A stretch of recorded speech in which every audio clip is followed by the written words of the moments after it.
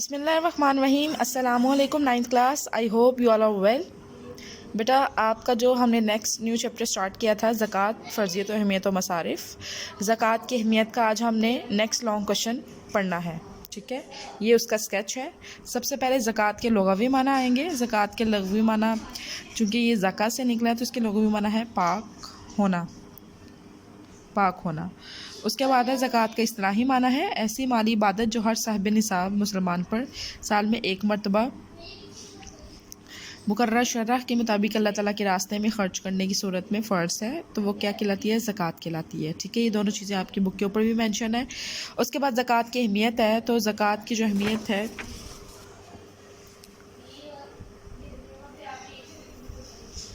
زکوٰۃ کی فرضیت و اہمیت کا اندازہ اس بات سے لگایا جا سکتا ہے کہ قرآن مجید میں تقریباً 30 سے زائد مقامات پر نماز اور زکوٰۃ کا ذکر آیا ہے، اس کی فرضیت کا ذکر آیا ہے. ٹھیک ہے، جیسے واقیم الصلاۃ وآتوا الزکوٰۃ اور نماز قائم کرو اور زکوٰۃ ادا کرو کے الفاظ ایک ساتھ آئے ہیں. ٹھیک ہے، جبکہ 80 سے زائد مقامات پر ڈائریکٹ یا انڈائریکٹ زکوٰۃ ادا کرنے کا حکم آیا ہے. اب ہم دیکھیں گے زکوٰۃ کی اہمیت از روئے قرآن. ٹھیک ہے، یہ 5 سب ہیڈنگز ہیں. سب سے پہلے طہارت و تزکیہ نفس ہے. قرآن مجید میں زکوٰۃ کی ادائیگی کو نفس کی طہارت اور پاکیزگی کا باعث قرار دیا ہے. باری تعالیٰ ہے اے نبی اور ان مومنین کے مالوں سے صدقہ زکوٰۃ لیں اور اس کے ذریعے انہیں پاک صاف کریں اور ان کا تزکیہ نفس کریں. بیٹا ہماری سیکنڈ ہیڈنگ ہے مومنین کی صفات. تو مومنین کی صفات کے بارے میں قرآن پاک میں ارشاد ہے جو لوگ جو نماز قائم کرتے ہیں اور رزق ہم نے انہیں دیا اس میں سے راہ خدا پر خرچ کرتے ہیں تو یہی سچے مومن ہیں. ٹھیک ہے، اس کے بعد ہے اسلامی حکومت کی ذمہ داری ہے. اسلامی حکومت کی ذمہ داریوں میں شامل ہے کہ زکوٰۃ کے نظام کو قائم کرے. ارشاد باری تعالیٰ ہے وہ لوگ مومنین ہیں کہ اگر ہم انہیں زمین میں اقتدار دیں تو وہ نماز قائم کریں گے اور زکوٰۃ کو ادا کریں گے. ٹھیک ہے، یہ سورہ حج کی ورس نمبر 41 ہے. اس کے بعد ہے منکرین زکوٰۃ کے لیے وعید. منکرین زکوٰۃ کے لیے وعید کی گئی ہے سورہ توبہ کی ورس نمبر 34 اور 35 میں بھی ہے. جو لوگ سونا چاندی سین کے رکھتے ہیں اسے اللہ کی راہ میں خرچ نہیں کرتے انہیں دردناک عذاب کی خبر سنا دیجیے. اس قیامت کے دن اس سونے چاندی کو جہنم کی آگ میں تپایا جائے گا، پھر اس سے ان کے چہرے، ان کے پہلو اور ان کی پشتیں داغی جائیں گی اور کہا جائے گا یہ ہے وہ خزانہ جو تم اپنے لیے جمع کر کے لائے ہو، اب اس کا مزہ چکھو جو تم جمع کرتے رہے تھے. اس کے بعد آپ کی جو لاسٹ ہیڈنگ ہے وہ ہے اجر کا باعث. زکوٰۃ ادا کرنا اجر و ثواب کا باعث ہے.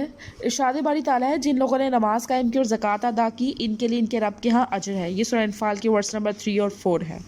ٹھیک ہے، اس کے بعد بیٹا آپ کی جو ہیڈنگ ہے وہ ہے زکوٰۃ کی اہمیت از روئے حدیث ہے. سب سے پہلے ہے بہترین عمل. ایک مرتبہ ایک گروہ نے بارگاہ نبوت میں حاضر ہو کر اسلام کی تعلیمات دریافت کی تو حضور اکرم صلی اللہ علیہ وسلم نے اعمال میں سے پہلے نماز اور پھر زکوٰۃ کا ذکر فرمایا.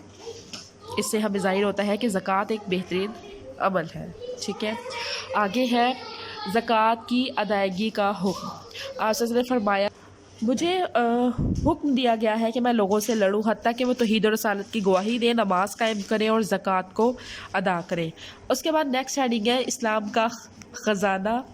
حضور اکرم صلی اللہ علیہ وسلم نے فرمایا کہ زکوٰۃ جو ہے وہ اسلام کا خزانہ ہے. نظام زکوٰۃ سے ہی اسلام کو ترقی و عروج ملتا ہے، غریبوں کی مدد ہوتی ہے اور معاشرہ خوشحال ہوتا ہے. ٹھیک ہے، آگے ہے مال کی تباہی. تو حضور اکرم صلی اللہ علیہ وسلم کا ارشاد ہے جس مال سے زکوٰۃ نہ نکالی جائے وہ اسی میں ملی جلی رہے تو وہ مال کو تباہ کر دیتی ہے. آگے ہے حضرت ابوبکر صدیق کا عمل. رسول اللہ کی رحلت کے بعد جب کچھ قبائل نے زکوٰۃ ادا کرنے سے انکار کیا تو حضرت ابوبکر صدیق نے ان کے خلاف جہاد کا اعلان کیا. فرمایا خدا کی قسم جو نماز اور زکوٰۃ میں فرق کرے گا میں اس سے لڑوں گا.